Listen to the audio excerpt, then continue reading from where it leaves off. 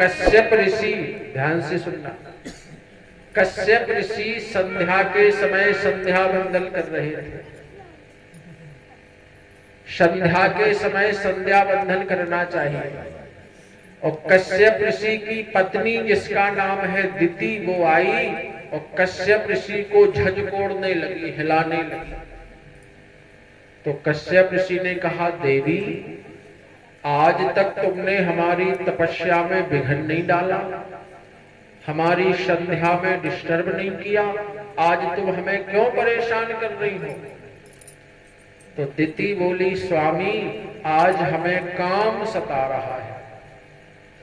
तो कश्यप ऋषि ने कहा, ये संध्या वंदन का समय है, घर में दीपक जलाओ, ओम जय जगदीश हरे की आरती गाओ। संध्या के समय ऐसी बातें मत करो। वेद पुराणों में लिखा है संध्या के समय कथा सुनना चाहिए, भजन करना चाहिए, घर में दीपक जलाना चाहिए, संध्या वंदन करना चाहिए। तू कह रही हमें काम सता रहा है, भाग जाओ। लेकिन बंधुओं वो ना भागी।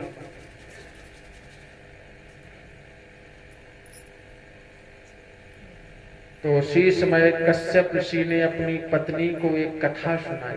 देवी संध्या के समय 4 काम नहीं करना चाहिए। तो आप लोग भी जीवन में नोट कर लेना है 4 काम कौन कौन से।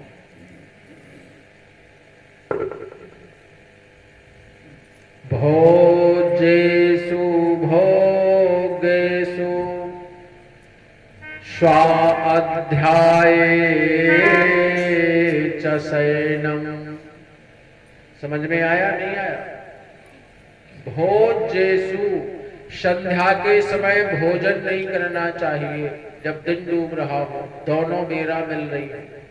और संध्या के समय भोजन करोगे तो जिंदगी भर बीमार रहोगे, पेट के रोगी रहोगे। एक काम। भोजेषु भोगेषु, संध्या के समय पति पत्नी को भोग विलास नहीं करना चाहिए। करोगे तो राक्षसी संतान पैदा होगी और जीवन भर माता पिता को कष्ट देगी, रुलाएगी, सेवा नहीं करेगी। दूसरा काम। भोजेषु भोगेषु स्वाध्याये च शयनम्। संध्या के समय विद्यार्थियों को पढ़ना लिखना नहीं चाहिए। पढ़ोगे लिखोगे तो कभी याद नहीं होगा संध्या के समय। और शयनम्, संध्या के समय सोना नहीं चाहिए। यदि सोओगे तो तुम्हारे यहाँ से लक्ष्मी चली जाएगी, गरीबी आ जाएगी, दरिद्र हो जाओगे। ये 4 काम संध्या के समय नहीं करना है। लेकिन वो नहीं मानी, और जब नहीं मानी तो कश्यप ऋषि को बेबस होना पड़ा।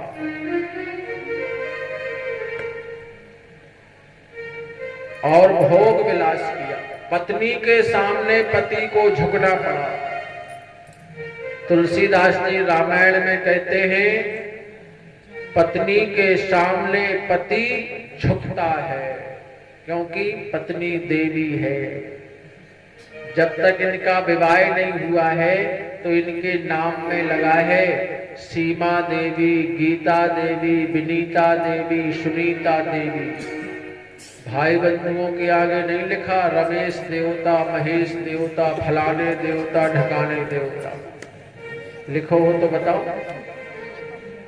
जब तक इनका विवाह नहीं हुआ है इन्हें देवी शब्द मिला है, और जब इनका विवाह हो जाता है तो लोग परिचय कराते हैं, शास्त्री जी ये हमारी धर्म पत्नी है, इन्हें धर्म शब्द मिल जाता।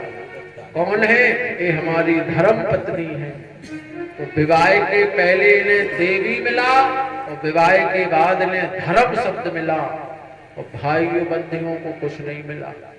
बोलो शंकर भगवान की। इसलिए इनके सामने पुरुष को झुकना पड़ता है। अब भाई बंधु कैसे हैं? एक संत बड़ा अच्छा भाव देते हैं। बोले माताएं बहनें सम्माननीय है। कैसी सम्माननीय है?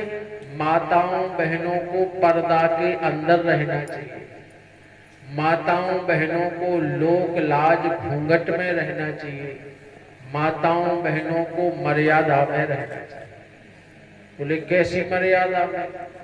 बोले पसरट की किराने की दुकान देखना, जो काजू किशमिश की कुपियां नहीं देते, जिनमें काजू दाखें किशमिश छुआरे भरे हुए, वे कुपियां दुकान के भीतर धरी होती, भीतर के बाहर धरी होती।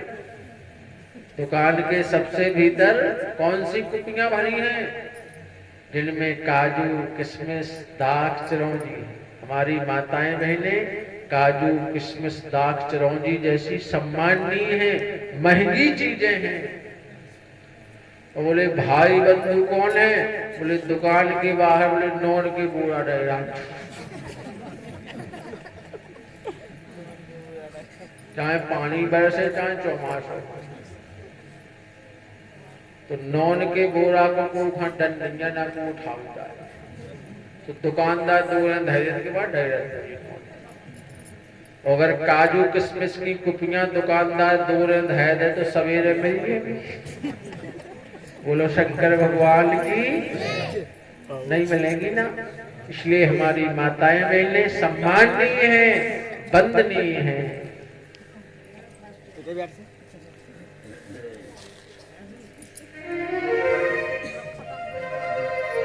धर्म प्रेमी बंधुओं, नारी के सामने पुरुष को झुकना पड़ता है। रामायण में लिखा है, नारी विवशो नैरे सकले गोसाई, नारी विवशे नैरो सकले गोसाई,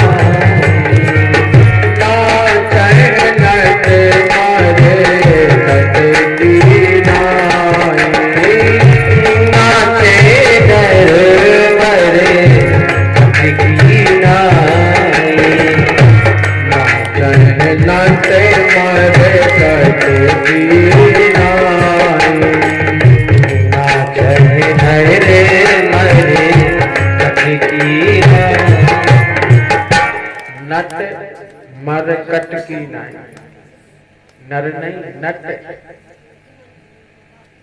और नट किसे कहते हैं?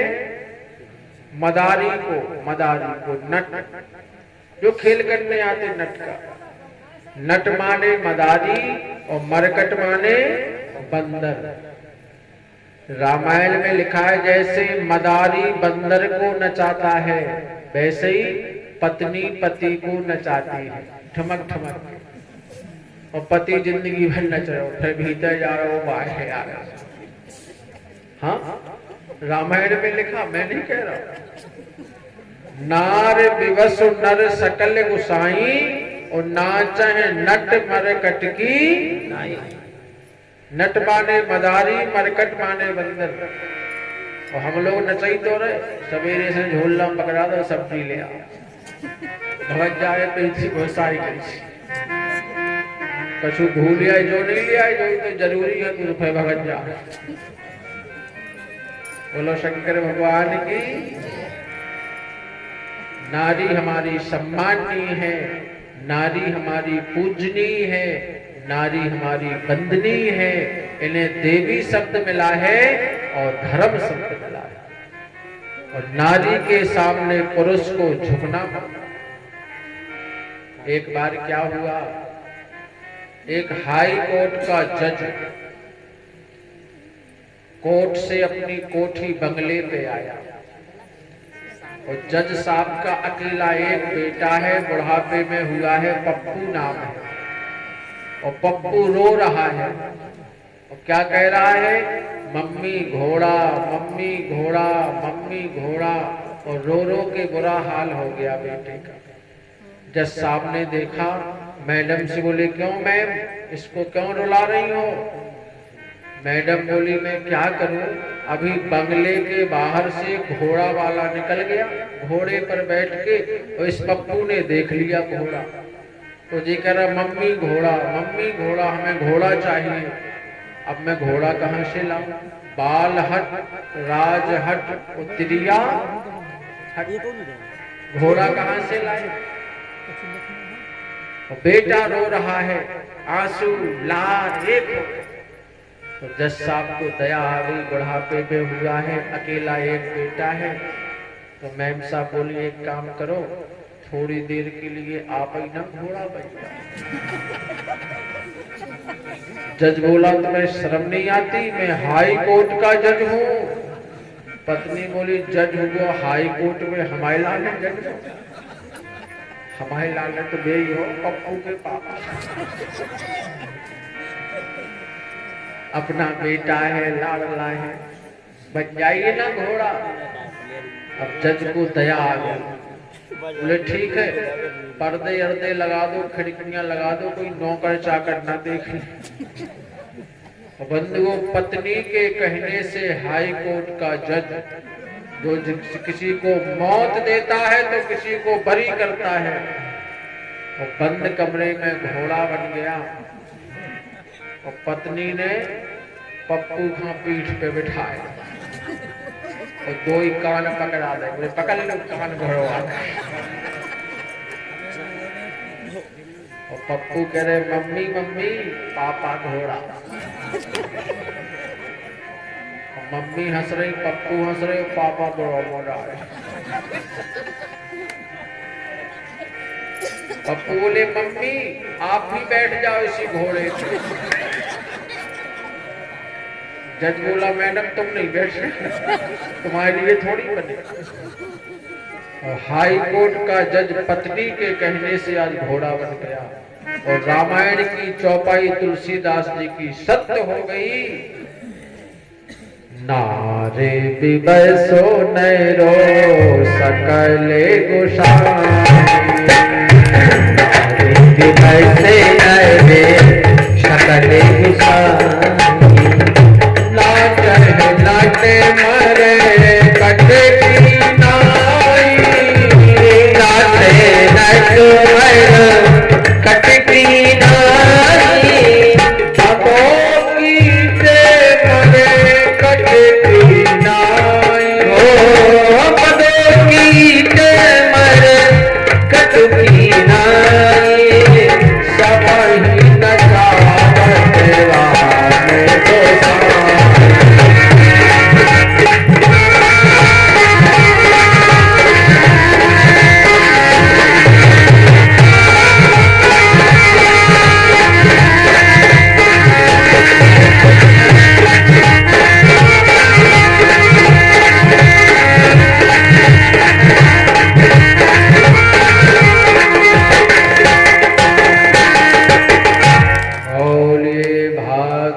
पुराण की जय।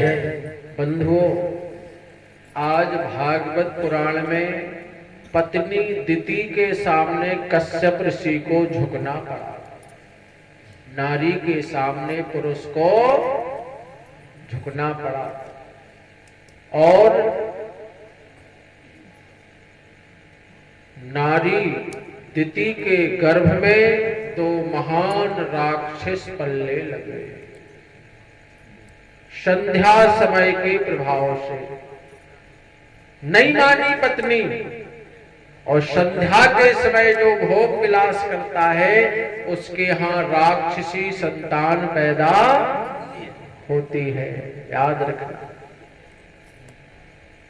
और कश्यप ऋषि बोले तेरी कोख से दो राक्षस पैदा होंगे, तो दिति बोली मैं जन्म ही नहीं दूंगी। और भागवत में लिखा शत वर्षेण पूरेणो दिति दक्षायणी सती ही, 7 वर्षेण 100 वर्षों तक, 7 माने 100, दिति ने 100 वर्षों तक गर्भ को धारण रखा, जन्म नहीं दिया, बाहर नहीं निकाला। हम जन्म ही नहीं देंगे, क्यों? हमारी कोख बदनाम हो जाएगी। जिसकी माँ की कोख से भगवान के भक्त पैदा होते हैं वो माँ धन्य हो जाती है। जिस माँ की कोख से डॉक्टर, इंजीनियर, सैनिक, शिक्षक पैदा होता है, उस माँ की कोख धन्य हो जाती है।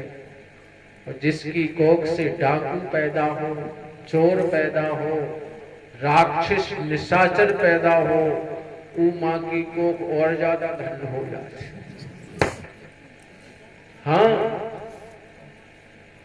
लक्ष्मण की माँ कह रही है, आज हमारी कोख धन्य हो गई। हमारा बेटा लक्ष्मण 14 साल के लिए भगवान राम की सेवा के लिए वन को चला गया। उस माँ के बेटे को धन्य है जो भगवान का भक्त हो। पौत्रवती जो वो ती जग सोई,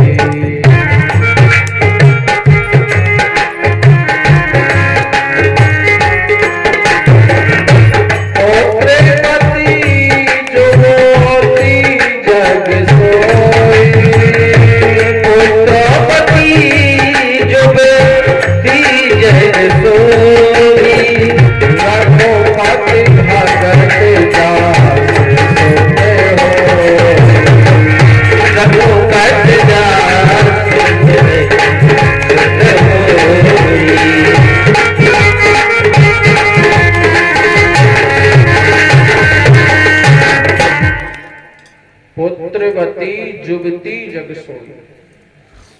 वो नारी धन्य है जिसकी कोख से भगवान का भक्त पैदा हो, संत पैदा हो, सैनिक पैदा हो, किसान पैदा हो। और लक्ष्मण की माँ कह रही है, आज हमारा बेटा लक्ष्मण धन्य है। अपने बड़े भैया राम के लिए ध्यान देना, लक्ष्मण जी ने अपने बड़े भैया राम जी के लिए 14 साल के लिए अपनी पत्नी उर्मिला को छोड़ दिया, लेकिन बड़े भैया राम को नहीं छोड़ा। ये है भाई, 14 साल अपनी पत्नी का मुंह नहीं देखा, पत्नी को छोड़ दिया, लेकिन अपने बड़े भैया राम को नहीं छोड़ा। वनवास चला गया। लक्ष्मण का वनवास नहीं हुआ था। और आज के भैया कैसे हैं? ये रामायण के भैया हैं, पत्नी को छोड़ दिया, भैया को नहीं छोड़ा। और आज के भैया पत्नी के कहने से अपने भैया को छोड़ देते हैं। कितनी चिंता का विषय है। रामायण के भाई भैया को नहीं छोड़ते, 14 साल को पत्नी को छोड़ देते हैं। वो पत्नी यहाँ भैया को छुड़वा देती, अलग हो जाते हैं, वियोग हो जाते हैं, दुश्मनी हो जाती है। बड़ी चिंता का विषय है। जीवन में भाई एक बार मिलता है, जीवन में माता पिता एक बार मिलते हैं। मंदिर की मूर्तियों की पूजा मत करना। ये मूर्तियां तो बाजार में मिल जाती हैं, जयपुर से खरीद के लाओ और प्रतिष्ठा करा दो, खंडित हो जाएंगी, सिरा दो गंगा जी में और फिर प्रतिष्ठा करा दो, बार बार भगवान की मूर्तियां मिल जाएंगी। लेकिन भाई माता पिता जीवन में एक बार ही मिलते हैं बंधुओं, तुम्हें दोबारा नहीं मिलेंगे। इसलिए भाई को नहीं त्यागना, माता पिता को नहीं त्यागना, परिवार को नहीं त्यागना, क्योंकि एक बार तो सबको जाना है। क्यों त्याग है? हमारे शास्त्रों में लिखा, मातृ देवो भव, पितृ देवो भव। माता पिता साक्षात देवता है। क्यों त्याग रहे हो? क्यों मुकदमा कर रहे हो? क्यों दुश्मन बने हो? हमने सत्संग नहीं किया, हमने रामायण नहीं पढ़ी, हमने कथाओं को नहीं सुना, इसलिए समाज में वैमनस्यता पैदा हो गई। ये वेद शास्त्र हमें जीना सिखाते हैं, हमें परिवार में रहना सिखाते हैं, हमें भाई भाई से प्रेम करना सिखाते हैं। इसलिए हम कथा सुनते हैं। रात में हम जाग रहे हैं मनोरंजन के लिए नहीं जाग रहे हैं। ये भागवत, ये रामायण में जो लिखा है वो हमें जीवन में उतारना है ताकि हमारा जीवन मंगलमय बन जाए। कथा सुन के व्यथा मिटती है और जिस कथा से हमारी व्यथा दूर ना हो ऐसी कथा सुनने से कोई फायदा नहीं है। क्यों रात में जाग रहे हैं? धर्म प्रेमी बंधुओं, कथा से हमें कुछ लेना है।